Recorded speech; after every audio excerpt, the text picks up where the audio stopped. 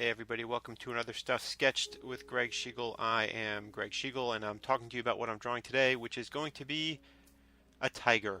You can see on your screen I've pulled up some tiger reference. This is off the Wikipedia page for tigers, and the object of this particular Stuff Sketch is I'm going to draw a tiger and show you abstractions, or rather, not abstractions is the wrong word. I'm going to cartoon the tiger.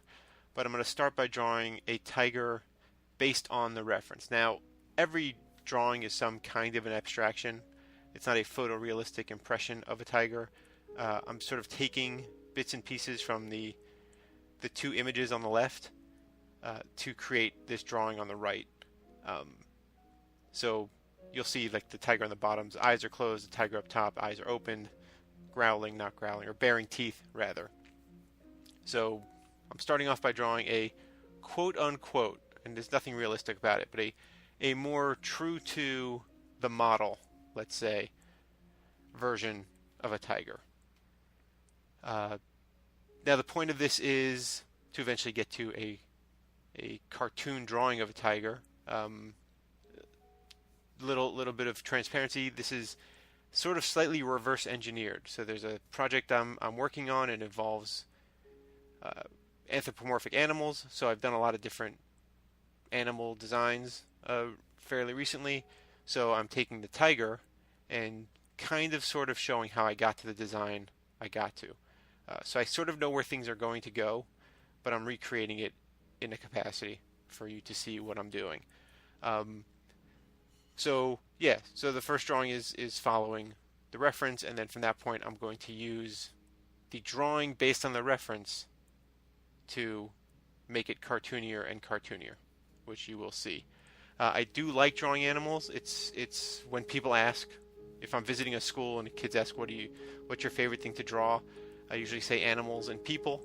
I also very much enjoy drawing anthropomorphic animals, and a lot of the approach I have for those sorts of things probably comes from Disney cartoons, from either the very cartoony, Disney, and I suppose to that degree Looney Tunes stuff, whether it's Mickey Mouse or Bugs Bunny, or into the Disney features, things like Robin Hood or The Jungle Book or Lion King, or even Brother Bear, or I don't know, now I'm blanking on movies that have animals in them.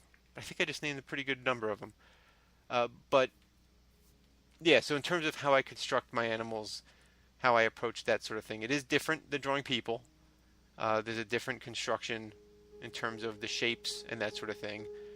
But there's still a lot of that underdrawing and, again, construction work that has to go into play. With a drawing, I'm not doing a scientific drawing, so I'm already, with this drawing here, the quote-unquote realistic one, I'm playing with some of the actual look of what a tiger looks like. But I think when the finished product will resemble a tiger, somebody will be able to look at this and say, oh, that's a tiger, which I guess is sort of the point, if I'm trying to communicate tiger. Maybe. Fun story about the Disney character, using Disney stuff as an inspiration point many years ago.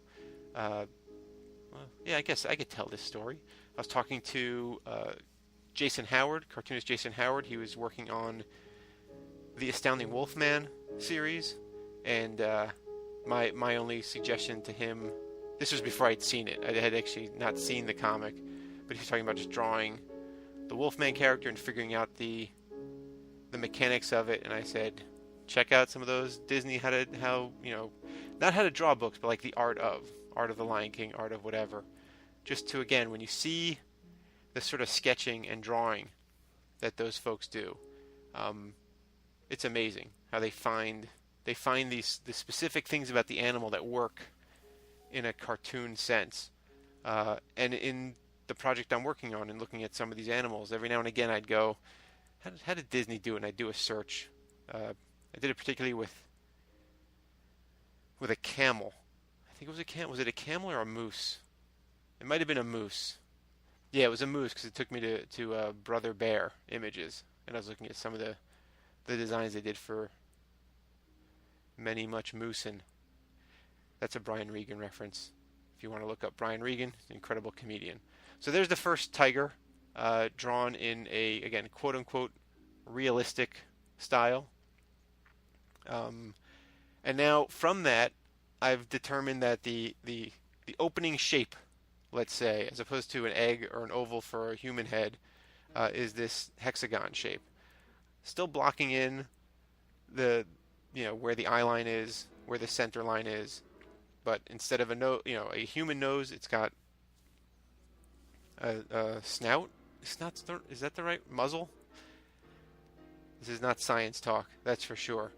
But you can already see there's abstraction going on as I refine. The nose is now, I'm just blocking out a triangle shape. The jaw, I'm blocking out a more of a rigid rectangular shape. And this what I'm drawing here is closer to, I would say, that Disney-fied approach. It's not exactly a Disney-fied approach. If you look at the way Shere Khan is drawn in The Jungle Book or even in Tailspin, there's a difference. They've abstracted differently. And I could theoretically have gone more in that direction. They draw, this is based on memory alone, a much longer snout and muzzle, a big wide nose, that sort of thing. It looks awesome. But I didn't want to just do that. So, again, I'm basing my drawing on my previous drawing. That's the exercise here, is to abstract from each abstraction. Or just take or minimalize things. So, already there you can see the nose doesn't have the sort of nostril parts. I'm doing a lot less furrying. That's not an actual verb. But you could see just there's less sort of hatched lines to indicate fur on the tiger. Whether it's on his side, would those be sideburns? I guess they're sideburns. Whether it's on the sideburns or, as you'll see momentarily, on the bottom jaw, chin area. Even the teeth, you can see I'm simplifying the approach to those.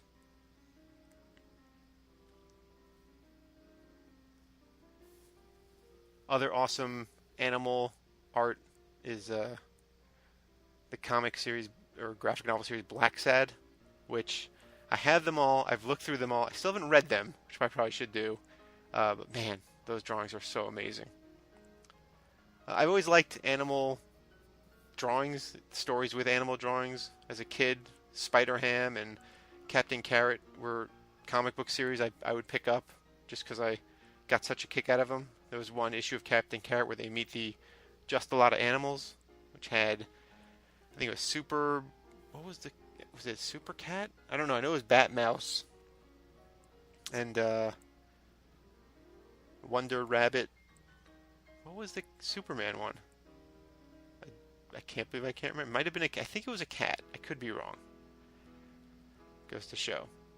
Green Lambkin. It was a lamb. Yeah, I think it was Green Lambkin. Anyway, I love all that stuff. I like cartoony animals, which explains why the thing I'm working on involves the cartoon drawings of animals. And I get a big kick out of designing that stuff. So here you can see I'm even simplifying and abstracting the way the stripes work. An actual tiger stripes they're interesting when you actually look at an image of a tiger.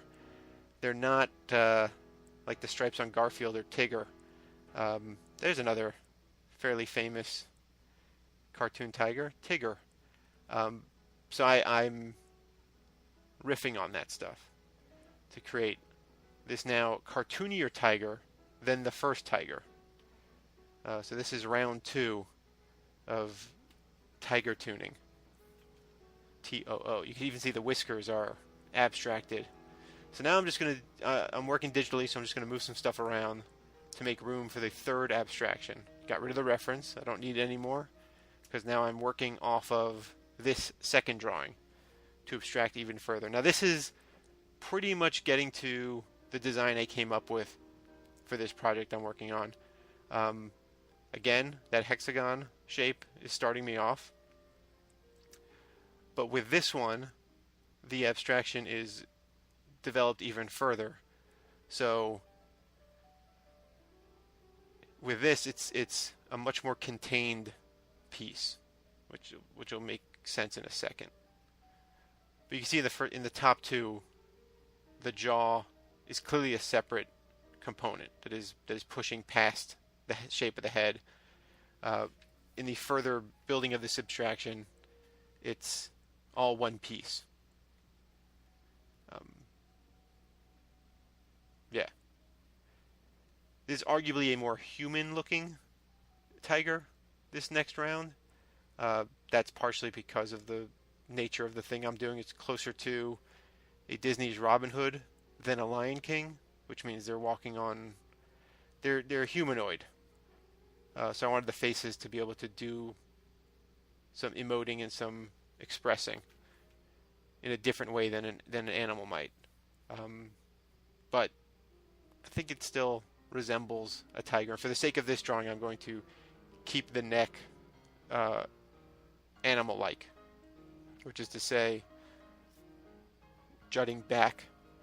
So now you can see again the nose simplified further, the teeth simplified further. Everything is getting refined to a simplified, a more simplified, more cartoonified version.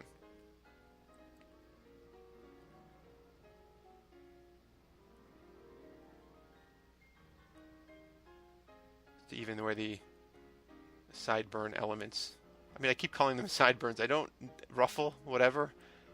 So there you go. You see how the jaw is now one contained unit. It's not... I think that's clear. I don't think I have to keep explaining it. Now these lines, when you look at a tiger, now the reference is gone, but it's not all orange. There are white patches.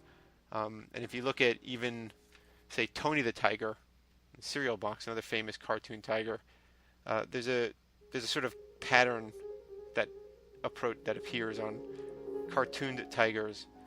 So I'm kind of borrowing a bit from that. So that would be, like, the outer parts would be orange, the face parts would be white. This assuming it's an orange tiger. There are white tigers. Blah, blah, blah.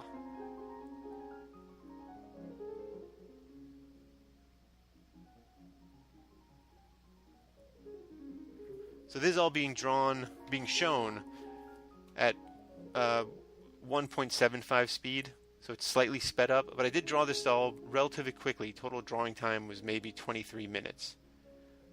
So it's only slightly sped up. I was drawing this stuff pretty quickly. I think if I slowed down, I probably could have refined a lot of little bits and pieces.